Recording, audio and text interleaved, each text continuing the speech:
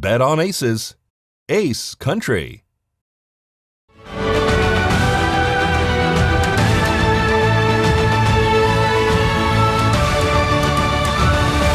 was an unusual sight, seeing such a large old building rolling down Highway 160 this morning.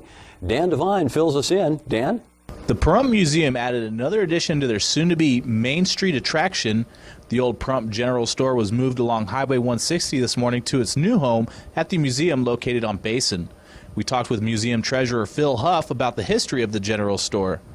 Pahrump store was the original store here in the valley, and it served a lot of purposes besides supplying the grocery needs and the hardware needs for the local inhabitants.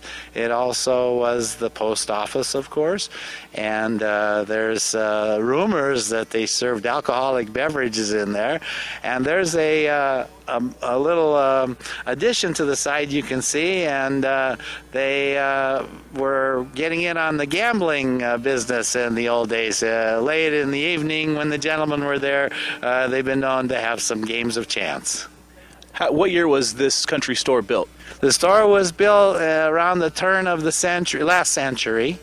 It's not the oldest building in Pahrump. We have that in our possession, but it's one of the older buildings, and it served very, very many years.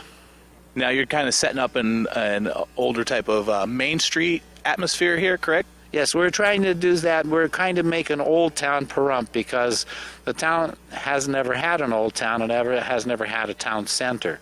So that's part of the attempt. The buildings are a little bit discrepant because they're from different areas and they're different ages, but it's an attempt to show the people the older buildings.